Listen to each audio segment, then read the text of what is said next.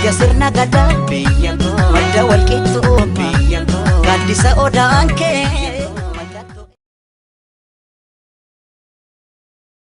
haa ta'u kaa kunis jennee silas waaqa koma ture waan inni jedhe diduure hin ammaate kan si'anaa kaanoo tole maal jenna gaa kan kee kana.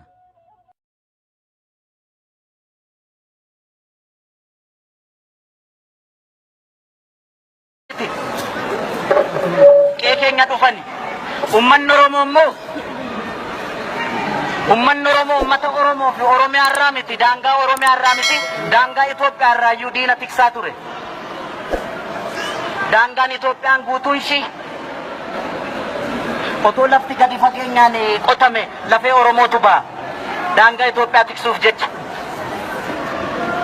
akka namaatti abshaalamuu dadhabnees miti beekaa dhabnees miti gootas dhabnee miti. Numa wal sakaala ture. Dhugaan sinitti hima. Jireenya gadadoo akkasii jiraachuun keessan gatii qaba. Amantanis amanuu baattanis boruu ifatti baatu. Warra kaleessa dargiin ayyarii irraa boombii tarcaasaa turetu har'a aangootti bahe akkas nu godha.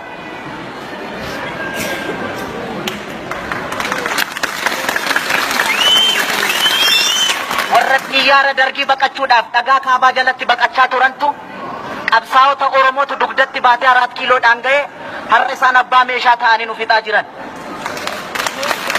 Kana dubbiin achi qabaan as qabaan hin barbaachisu. Kana uummanni Oromoo hundi hin beeku. Gumaan ilmaan Oromoo, dhiigni ilmaan Oromoo akka dhangala'eetti nafu. Abadan hin nafu. Kun jiruus miti jiruu akkasitti ittiin fuftan. Qabsoo kaleessa qabsaa'onni keenya wareegama barbaachisu kaffalanii asiin gaaniiru qabsoo. Dhaloonni kun immoo qabsoo kana fiixaan ba'a. Fiixaan hin ba'u taanaan immoo biyyattiin kunis nagaan taata. Ammanuma. Nuti akkasitti jiraanne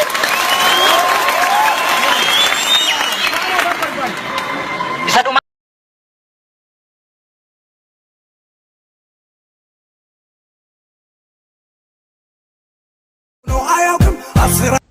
Nafxanyaan diina Oromooti. Kaleessas diina Oromooti. Hardhallee diina Oromooti. Gara fuulduraattis diina Oromooti. Waanan gammachuu qabu sitti fakkaata. Waan amma ta'aa jiru kana.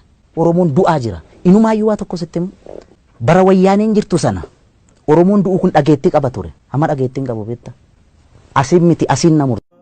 Foon irraa cinnaan soora laatti ta'u ni battalaa battalaa. Walaa jabeeffannu waan ofii foon dhiigaan jabaatan. Walaa jabeeffannu waan ofii foon dhiigaan jabaatan.